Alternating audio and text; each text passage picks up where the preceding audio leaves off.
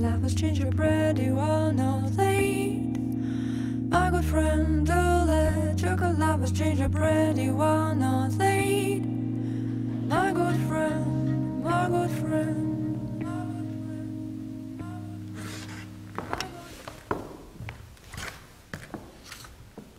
Bonjour à tout le monde et bienvenue à la thérapie de groupe.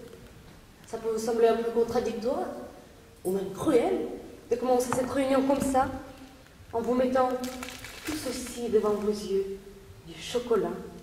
N'ayons pas peur de ce mot, chocolat, chocolat. Chocolat. Très bien. Alors, ça peut vous sembler bizarre, mais nous nous sommes rendus compte, le collègue du centre et moi, que les patients à la fin de chaque séance se précipitent à l'épicerie la plus proche et la canalisent de tout son chocolat. Ce qui n'est pas du tout le but de cette recherche. Que du contraire. Alors on a trouvé cette parade. Ce n'est pas de la torture non plus. Vous pouvez vous servir. Vous pouvez manger un bâton, ou même tout manger si vous avez envie. Enfin, en général, les patients ne le font pas. Enfin, ça va. Enfin, vous pouvez. Alors, cette première séance, c'est pour se rencontrer, se connaître, se rendre compte. Je ne pourrais pas rencontrer mon problème. Je suis malade, je suis dehors. Qu'on n'est pas seul dans son problème. Tout le monde a le problème semblable au sien, mais en même temps différent, prenant les formes différentes. Et c'est ça qui est très important, ces formes différentes. La confrontation de ces formes. Sentir l'autre, aider l'autre, soutenir l'autre. Vous êtes ici une partie de communauté. Voilà, le mot est lâché, la communauté, le mot capital. Et ce n'est qu'au sein de cette communauté, et grâce à cette communauté, que vous allez enfin pouvoir résoudre votre problème. Bien, d'abord, pour commencer, chacun va expliquer à moi et aux autres quel a été son événement déclencheur. Qu'est-ce qui est un événement déclencheur? C'est le début de tout, c'est le révélateur de votre état. C'est ça. Alors, qui va commencer? Excusez-moi, je suis en retard. Mais ne vous inquiétez pas, je vous ai entendu. Un événement déclencheur. Je ne veux pas critiquer, mais c'est un peu de la petite psychologie à 5 balles. Je veux dire, appliquer comme ça, d'une façon aussi simpliste, la leçon de cause à fait, c'est un peu... Mais bon, je ne suis pas là pour critiquer, non. Pour moi, il n'y a pas eu d'événement déclencheur. Je parlerai plutôt d'une omniprésence. Une présence constante. Une présence déclenchée par une absence. Une absence qui elle-même découle d'une présence. C'est un peu compliqué, hein? Je complique toujours un peu de choses. Moi non plus. Il n'existe pas ce... Comment vous disiez déjà? Un événement déclencheur. Ah oui, l'événement déclencheur. Non, je n'ai pas connu de moment au destin où j'ai commencé à manger du chocolat. En fait, j'ai toujours mangé du chocolat. Trop de chocolat. Toujours trop. J'ai toujours été boulimique et anorexique. Boulimique 6 mois par an et anorexique le reste. C'est pas aussi régulier, mais presque. Maintenant, je me surveille, je contrôle mieux les situations. J'ai fait une analyse, ça va beaucoup mieux. Quoique, sauf les demandes de chocolat. Ça, je ne contrôle pas. Et c'est pour ça que je suis venue ici. C'est magnifique. Alors, ma grand-mère paternelle a vécu la guerre à Berlin, cachée dans un placard. Elle était juive. C'est d'ailleurs la seule juive de la famille. Elle a beaucoup compté pour moi. Et grâce à elle ou à cause d'elle, je ne sais pas enfin, est-il que je garde une tendresse spéciale pour le peuple juif. Je veux dire par exemple, quand on critique Israël, c'est idiot. Mais ça me fait quelque chose. Quand les Palestiniens n'ont pas droit à un pays aussi, je ne conteste pas ça. Je dis, ouais, mais tu as ou toi? Tout le monde est pour toi. Il ne me touche pas. C'est comme un film. Oh, je sais bien que je ne suis pas devenue mademoiselle parfaite parce que j'ai fait une analyse. Je suis toujours aussi malheureuse. Non, pas malheureuse. Malheureuse, c'est pas le mot. Mal dans ma peau. Ou... Enfin, vous voyez ce que je veux dire. L'entourage. Qu'est-ce que ça peut foutre en l'air, votre entourage? Mon père, par exemple. Mon père était gentil avec moi. Il était veuf. Ma mère est morte quand j'étais bébé. Un accident de voiture. Un bus d'un petit. Morte sur le coup. Ah bon. Parfois, j'ai aussi mal. Tout le monde a mal. Parfois. Mais c'est pas moi qui ai mal. C'est une autre que je regarde comme un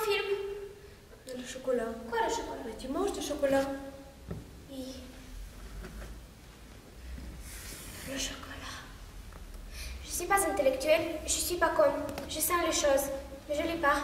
Je ne vais pas au cinéma, je n'ai pas fait mes études. Pas le temps, pas le temps. Je ne connais pas grand-chose, sauf le chocolat. Ça, je connais. Très bien, le mieux possible. Oui, mon père. Mon père a été toujours gentil avec moi, prévenant trop. C'était insupportable et ce père toujours derrière moi s'inquiétait à vouloir m'aider. Et la jambe, qu'est-ce qu'il m'emmerdait avec la jambe? J'avais des problèmes à la jambe gauche, une déformation congénitale. Invalide. Enfin, moi, je croyais à une déformation congénitale. Toute mon enfance, je boitais, j'ai été opérée plusieurs fois jusqu'à ce que ça ressemble à une jambe comme une autre. Et les gosses à l'école, ils rigolaient. Les gosses sont sans pardon. Et à la maison, mon père toujours « Ça va, ma petite? Ça va, ma chérie ?» C'est une femme résistante, ma grand-mère, obstinée. Alors, quand plus tard après la guerre, elle s'est demandé ce que lui avait le plus manqué pendant la guerre. Et elle s'est dit, alors, chocolat, chocolat. Elle aimait bien le chocolat. Elle n'en mangeait pas tellement, pas comme moi par exemple. Elle n'était pas chocolatement, mais c'était ça, le chocolat qui lui avait le plus manqué pendant la guerre. Alors, elle a acheté du chocolat. Des stocks énormes de chocolat, toutes les marques. Je connais les marques, les couleurs, les goûts, tout. Et vous savez que depuis que le CIS a repris Côte d'Or, le goût du chocolat au lait a un peu changé, un peu plus doux. Personne n'a remarqué, personne l'a dit, sauf moi. Oui. Des stocks énormes de chocolat, toutes les marques, tous les goûts. Et mon père a vécu son enfance et son adolescence dans une maison où il y avait plein de chocolat qu'il fallait manger. Parce qu'à la longue, il allait devenir mauvais.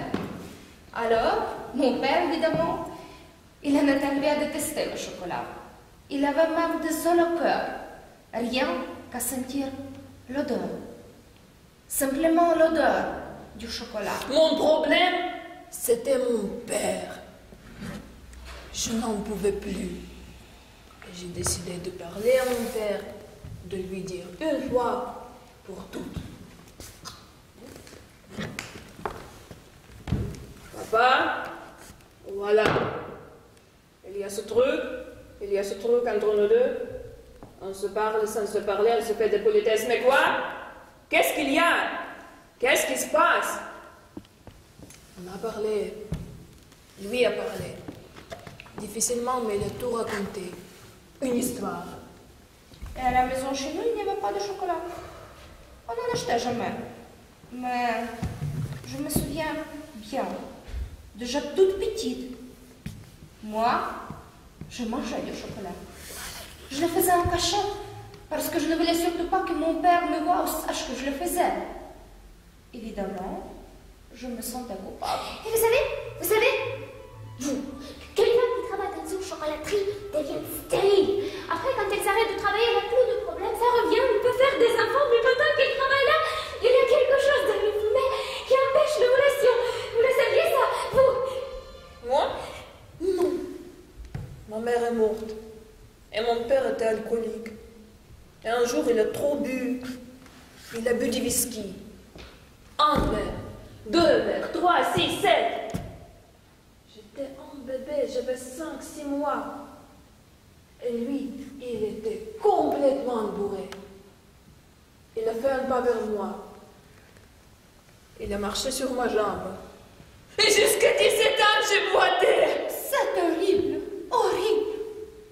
Évidemment, plus je me sentais coupable, plus je mangeais du chocolat. Voilà. Mais pas d'événements déclencheurs, non, pas de... Vous voyez ce que je veux dire. J'ai boité jusqu'à 17 ans. Est-ce qu'il y a le chocolat dans cette histoire? Le chocolat, ça reste. J'en mange autant qu'avant. Ça reste. Plus, beaucoup plus même. Beaucoup plus. J'ai des problèmes de poids et c'est pour ça que je suis venue. J'ai un fils et j'ai vraiment des gros problèmes de foie. Je ne vais tout de même pas faire une cirrhose à cause du chocolat. C'est pas tout à fait à cause du chocolat que vous avez des problèmes avec le foie. D'un autre côté, il faut bien nourrir. Autant nourrir de ça.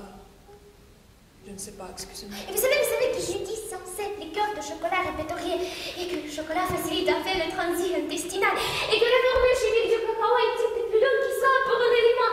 Personne ne sait ça, sauf moi. Mais tu veux de m'arrêter de manger du chocolat? Oui. Pourquoi? Comment pourquoi? Bah oui. T'as l'air de trouver ça très bien. Tu parles comme si le chocolat prenait toute la place dans ta vie. Et alors?